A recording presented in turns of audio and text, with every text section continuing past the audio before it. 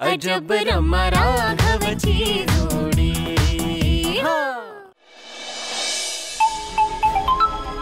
अहो चहा।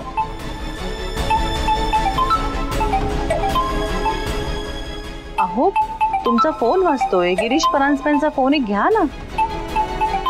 तुला बोलायचंय का त्यांच्याशी? घे, नाही बोल। काय हे? नमस्कार, काय म्हणतात तुम्ही? आणि तुमचा पाय कसा आहे? नमस्कार नमस्कार, पाय होतोय हळूहळू बरा। वहिनी, गुरुजी असतील ना तिथे? जरा त्यांना देता फोन, मला बोलायचं होतं त्यांच्याशी।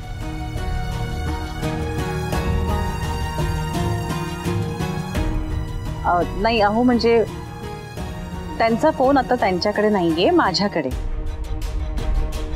पण अहो तुम्हाला काही निरोप द्यायचा असेल त्यांना तर मला सांगा ना, मी नक्की देईन त्यांना। नाही, निरोप ॲज सच काही नाही, पण एक काम कराल का, मग ते परत आले की त्यांना मला कॉल करायला सांगाल? माझं खरंच काम आहे त्यांच्याकडे। हो हो नक्की सांगते। हा बरं, ठेवू का मी आता फोन? हो हो ठेवा। हा चालेल।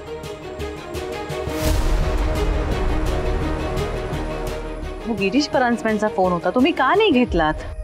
शालिनी, मला त्यांच्याशी बोलण्याची अजिबात इच्छा नाही। ते बोलून बोलून काय बोलणार आहेत? हेच बोलणार ना, माझ्या बायकोकडून चूक झाली, मला माफ करा, पण रमाला तुमची सून करून घ्या। आणि शालिनी, मला नेमकं हेच नकोय। मला त्यांच्याशी कुठलेही संबंध ठेवायचे नाही। अहो पण असं टाळू म्हटल्याने टाळता येणार आहे का? एक ना एक दिवस तुम्ही एकमेकांच्या समोरासमोर येणारच आहात, मग तेव्हा काय कराल?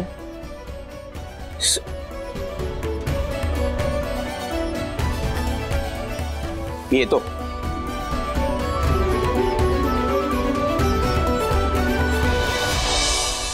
राघव, किती मस्त वाटतंय नाही?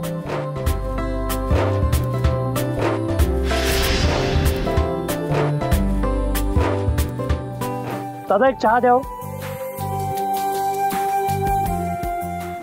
ए राघव, अरे माझा उपवास आहे, विसरलेच होते। बरं झालं वेळेत आठवण आली मला। अरे पण म्हणजे आता मी एकट्याने चहा प्यायचा? ठीक आहे, आता काय आलिया बोगासी। ठीक आहे, हरकत नाही। तू उपवास कशासाठी करतेस मला माहिती, त्यामुळे माझी काही तक्रार नाही। हो का? सांग बरं मला, का करते मी उपवास? कारण तुला आपल्याला लवकरच असं बघायचंय म्हणून।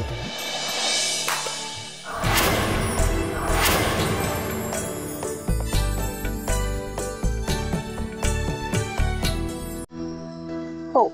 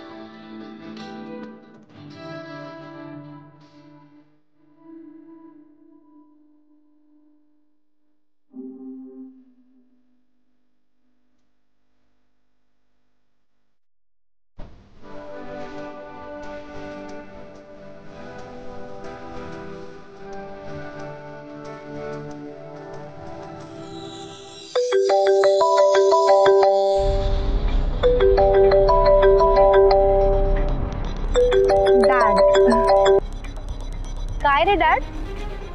अगं मला आपल्या सेफ्टी लॉकरचा जरा पासवर्ड सांग ना प्लीज. एवढंही लक्षात नाहीये तुझ्या? अरे माझी बर्थ डेट आणि birth year. Okay okay I am sorry, पण अगं आता या वयात होतात काही गोष्टी विसरायला, आणि तू आहेस की माझी हक्काची. थँक्यू. ठेवू फोन. ए डॅड, एक मिनिट. तू अंकल गुरुजींना कॉल केला होतास ना? तुझं बोलणं झालंय ना त्यांच्याशी? मी केला होता पण त्यांनी फोन घेतला नाही बाळा. हा, कदाचित काही कामात व्यग्र असतील, पण मी करतो पुन्हा. हा बर, बाय. चा बाय. थँक्यू. अंकल गुरुजींनी मुद्दाम डॅडचा कॉल घेतला नसेल का? मग काय झालं? डॅडने अंकल गुरुजींना कॉल केला होता पण त्यांनी तो उचलला नाही. कसं शक्य आहे? आबा तर आज घरी आहेत, फोन का नाही उचलला त्यांनी? काम करा, आईला फोन करून बघूया आपण. हा.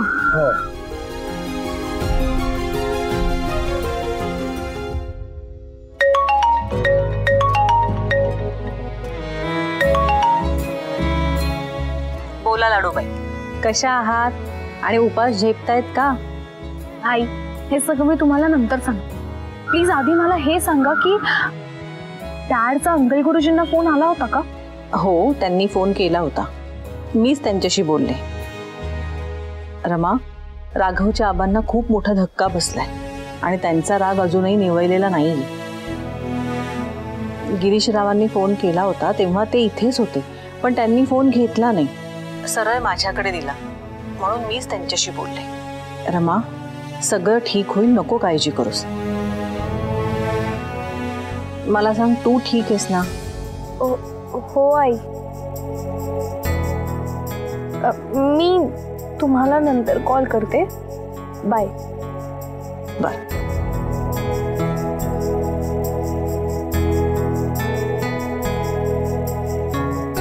राघव, अंकल गुरुजी तर डॅडला अवॉइड करतात.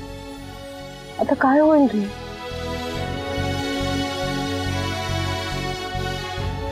काही नाही होणार रमा, काळजी करू नको. आपण थोडा धीर धरूया, सगळं छानच होणार. आणि तुझ्या डॅडचा पाय बरा झाला की ते येतीलच ना आबांशी बोलायला, हो की नाही? हो.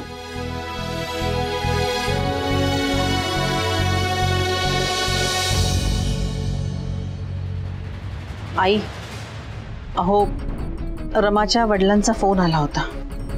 अगं मला वाटलंच होतं ते फोन करणार, पण गजानन नीट बोलला का त्यांच्याशी? हो, नीट काय, हे अजिबातच बोलले नाहीत. सरळ फोन माझ्या हातात देऊन टाकला. अरे देवा, कहाचा वागतो हा गजानन? अहो तेच तर कळत नाही. आता रमाचे वडील काय विचार करत असतील? यांनी फोन उचलला नाही म्हणून त्यांनी जर काही गैरसमज करून घेतला तर एक करता दुसरं व्हायचं. नाही नाही, असं काही होणार नाही. त्यांचा रमावर फार जीव आहे. रमासाठी ते नक्की गजाननाला भेटायला येतील, बघ तू.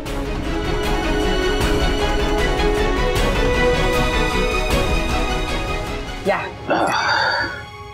शालिनी, हे काय?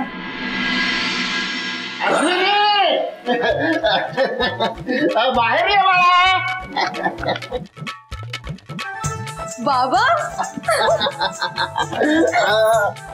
येस बाळा, तू घरातल्या कामांना हातभार लावतेस ना? हो बाबा. अगं इथे बाजारामध्ये आलो होतो, म्हटलं विचारपूस करून जावं. मी एकदम मस्त आहे बाबा. विचारपूस कसली? काहीतरी नवीन बातमी हाती लागते का हे बघायला तू आलायस, हे काय आम्हाला कळत नाही?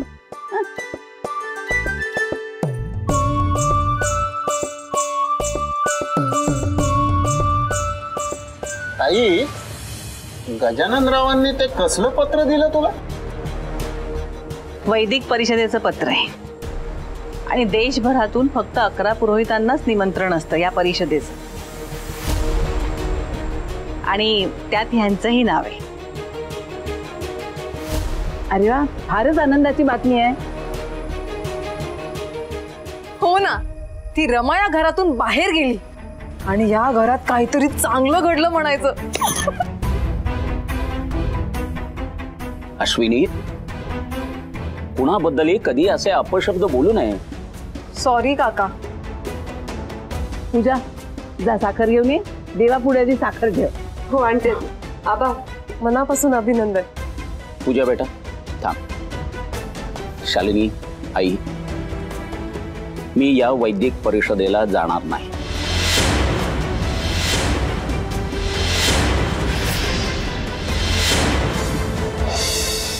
अहो पण का? हा मान मिळवण्यासाठी लोक धडपडत असतात आणि तुमच्याकडे तर हा मान चालत आलाय. अहो असं का करताय? सांगतो. आई, शालिनी, हे बघा, या मानापेक्षा माझ्या घरात जे काही चाललंय ते निस्तरणं माझ्यासाठी जास्त महत्वाचं आहे. तेव्हा मला इथेच थांबावं लागेल. मी त्यांना कळवून टाकतो की मी येणार नाही म्हणून.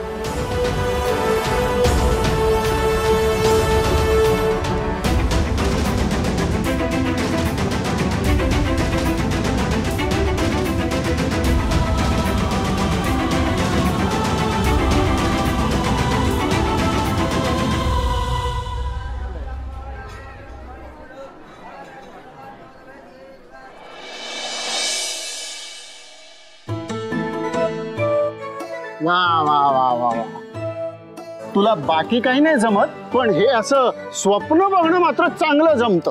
दुपारी गुरुजी त्या कसल्याशा पुरोहितांच्या परिषदेला जाणार, याचा तुला काय इतका आनंद झाला होता का? हा मग, अहो आनंदाची तर बातमी आहे. माझ्या होणाऱ्या सासऱ्यांना इतका मोठा मान मिळतोय. देवा, अकलेचा आणि तुझा दूर दूर पर्यंत काहीही संबंध नाहीये का ग? अगं गजाननराव जर का त्या परिषदेला गेले तर मग इकडे रमा आणि राघवला रान मोकळं. अगं दोघही सज्ञान आहेत, थेट लग्न करूनच घरात येतील ते. नाही. काय हो बाबा, काहीतरी चांगलं बोला की. गजाननराव, त्या परिषदेला न जाणं आपल्या हिताचं आहे, आपल्या आणि लावण्य मॅडमच्याही. कळलं का? त्यामुळे ते त्या परिषदेला न जाण्यासाठी काय करायला हवं याचा विचार कर.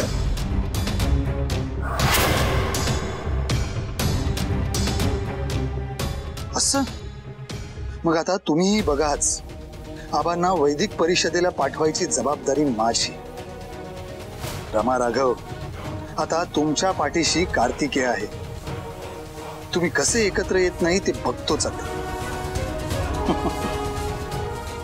ते लावण्य एटीएम पुन्हा सुरू करायचं असेल तर रमा ह्या घरची सून व्हायलाच हवी. I don't know. Quite strange, right? घे ना, तुझ्या आवडीचं सूप आणलं. घ्या ना गिरीश.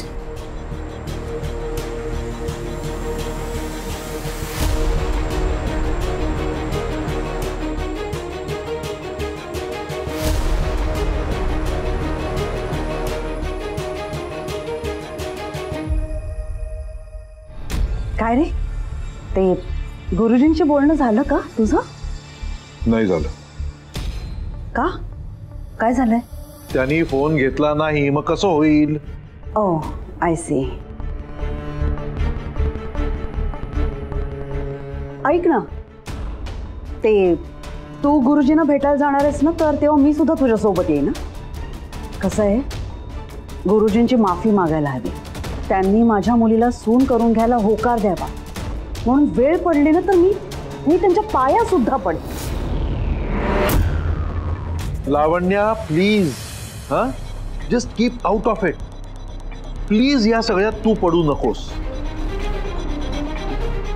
नाही, तू एक काम करशील? सांग. तू असं कर की तू काहीच करू नकोस. कारण काय होतं ना, प्रत्येक वेळेला तू काहीतरी उद्योग करून ठेवतेस आणि नंतर मला ते सगळं निस्तरत राहावं लागतं. So please keep out of it. काहीही करू नकोस. मी तुला किती वेळा सांगितलंय, मला रमाची काळजी वाटत होती म्हणून. तो लॅपटॉप दे जरा तिकडचा.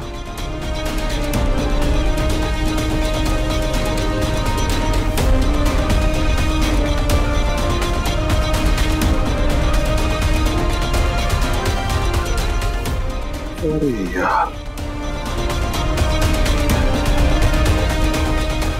थँक्स. मला माहितीये तू माझ्यावर रागवलायस.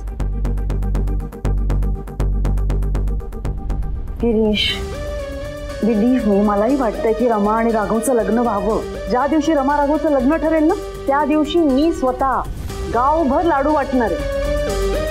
प्लीज तू जरा गुरुजींशी फोन करून बोल ना, त्यांना विचार ना आपण कधी भेटायला यायचं. बास लावण्या, बास. हा, मी सांगितलं ना, जे काय करायचं ते मी करेन, तू ह्यात पडू नकोस. Girish please, I request you, तू प्लीज कर ना गुरुजींना फोन. गिरीश, मला असं वाटतं की लावण्यताई म्हणतायत ते बरोबर आहे. तुम्ही एकदा गजानन गुरुजींना फोन करून बघा ना.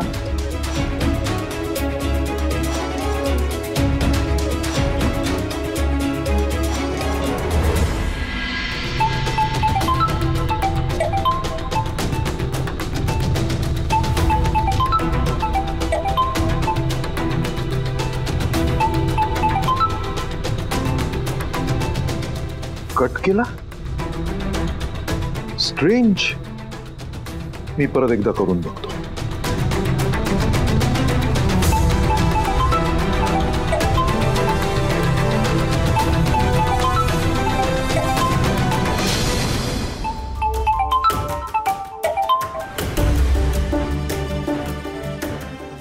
पुन्हा कट केला. याचा अर्थ सरळ आहे, गजानन गुरुजींना हे लग्न मान्य नाहीये म्हणूनच ते फोन उचलत नाही. मला कळतच नाही काय प्रॉब्लेम काय त्यांचा. आपल्या रमामध्ये काय कमी आहे? एवढा कसला इगो आहे रे त्यांना? काय मला कळत नाही. त्यांना काय वाटतं की आपल्या रमाला काही मुलं मिळणार नाही? हे तिच्या डॅडने ठरवलं ना, तर एक नाही 100 श्रीमंत मुलांची रांग लावून टाकतील. लावण्या, हे सगळं तू स्वतःशी बोलतेयस का मला सांगतेस? आय मीन, तू जर स्वतःशीच बोलत असशील ना तर काहीच प्रॉब्लेम नाहीये, पण जर तू हे मला सांगत असशील ना तर त्याचा काहीही उपयोग नाही, एवढं लक्षात ठेव. अरे असं काय करतोस तू? बिझनेस मध्ये तुझी एखादी डील रिजेक्ट झाली तर त्या ठिकाणी तू परत जात नाहीस, राईट? इथे काय? हाच तर फरक आहे ना तुझ्या आणि माझ्या विचारांमधला, जो तुला कधीच कळणार नाही लावण्या. बिझनेस डील्स आणि पर्सनल रिलेशन्स या दोन वेगळ्या गोष्टी आहेत, हे तुझ्या डोक्यात कधीही शिरणार नाहीये. एक लक्षात ठेव, गुरुजींकडे जाऊन त्यांचा गैरसमज दूर करण्याची जबाबदारी माझी आहे आणि मी ती सांभाळेन. तू यात खरंच पडू नकोस. मला वाटतं मी उद्याच गुरुजींकडे जाईन. हा,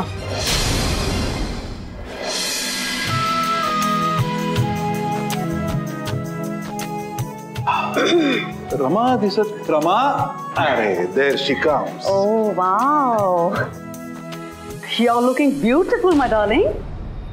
तशी नेहमीच तू सुंदर दिसतेस म्हणा. बोलत काय बसले? पूर्वी त्यांच्या घरी जायला उशीर होईल ना. हा, एक मिनिट. हा सचिन, ये पटकन. चाल. गिरीश, दही साखर. मुलीचं लग्न ठरवायला जायचंय आणि त्याच्या इतकं महत्वाचं दुसरं कुठलंच काम नाही आहे या जगात. बिलीव्ह मी, सगळं सगळं मनासारखं होईल. रमा, निघायचं बाळा. डॅड, एक मिनिट.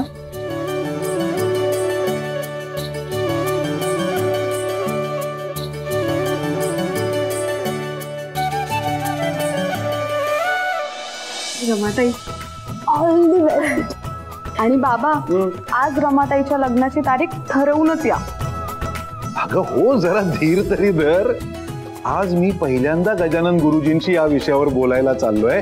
समोरासमोर बसून आधी आम्हाला बोलू दे, त्यातून सगळे गैरसमज मिटू देत आणि मग काय रमा आणि राघवच्या लग्नाचा बारा पण उडवायचाच आहे. काय हो, तुम्ही आता पुरोहित फॅमिलीशी बोलणार म्हणजे सगळं नीटच होणार.